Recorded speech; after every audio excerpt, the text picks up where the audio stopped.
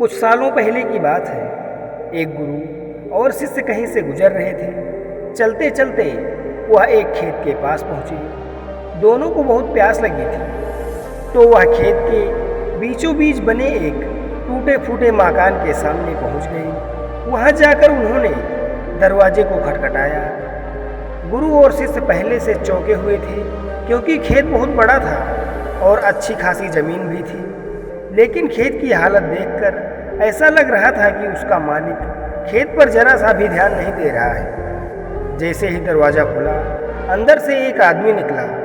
उसके साथ उसकी पत्नी भी निकली और 3 बच्चे भी थे।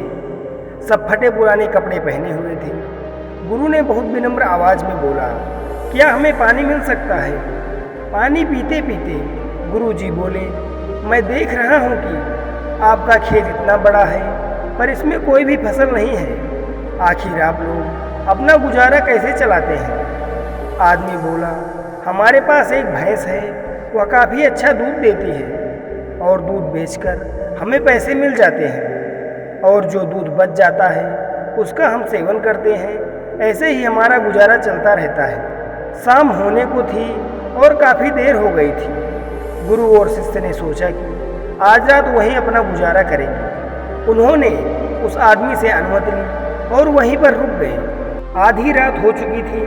गुरु ने अपने शिष्य को उठाया और एकदम धीरे से उसके कानों में बोला, चलो हमें अभी यहाँ से निकलना है, और चलने से पहले उसकी जो भैंस है उसे हमें ले जाकर कहीं जंगल में छोड़ देना है। शिष्य को अपने गुरु की बात पर जरा सा भी यकीन नहीं हो रहा था, क्योंकि जिस गुरु से वह बहुत सारी चीज़ें सीखा हुआ था, उसी गुरु ने किसी का बुरा करने के लिए बोला था। फिर भी वह गुरु थे, इसीलिए गुरु की बात मना नहीं कर सकता था। आखिर गुरु और शिष्य जंगल की ओर निकल पड़े और भैंस को ऐसी जगह छोड़ दिया जहाँ से आना बहुत मुश्किल था।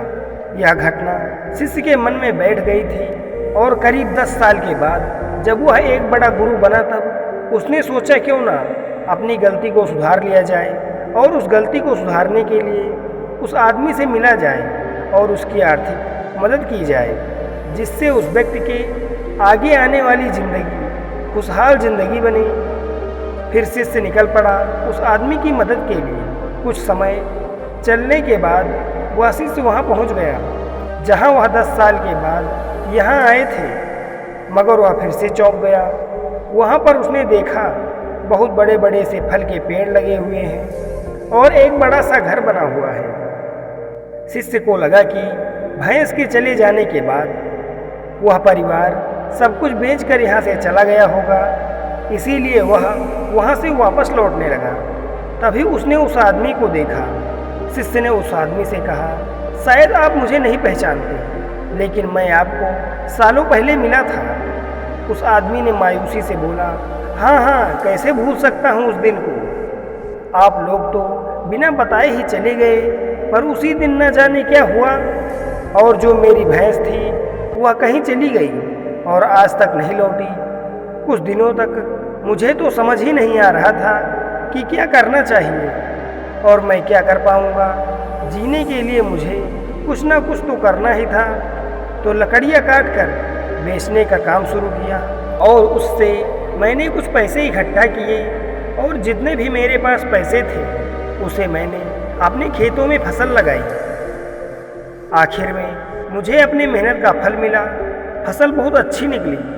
बेचने पर मुझे जो पैसे मिले उससे मैंने फलों के बगीचे लगवा दिए। यह काम बहुत ही अच्छा चल पड़ा, और इस समय आसपास के 1000 गांव में मुझसे बड़ा फल व्यापारी कोई नहीं है। सचमुच यह सब कुछ न होता अगर वह भैंस नहीं गई होती। उसी के कारण मैं लाचार था, और उसी के कारण मैं कोई काम नहीं करना चाहता था। उसके जाने से मैंने तुरंत नए रास्ते निकाले जिससे मैं पैसे कमा सकता था, और आज मैं एक बहुत बड़ा व्यापारी हूँ। शिष्य बोला, लेकिन यह काम तो आप पहले भी कर सकते थे।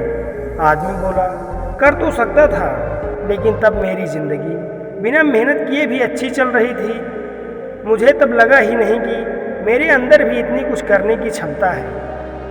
कोशिश ही नहीं की मैंने। लेकिन जब मेरी भैंस चली गई तब मुझे लगा कि मैं दूसरा भी काम कर सकता हूँ जिससे मैं अच्छा खासा पैसा कमा सकता हूँ और मेरे बच्चे और पत्नी को अच्छी ज़िंदगी दे सकता हूँ। इसीलिए मुझे कुछ ना कुछ तो करना ही था और मैंने तब ठान लिया कि अब तो मैं जो भी करूँगा मेहनत के साथ करूँगा, अपने दम पर करूँगा और आज इसीलिए मैं इस मुकाम पर पहुँचा।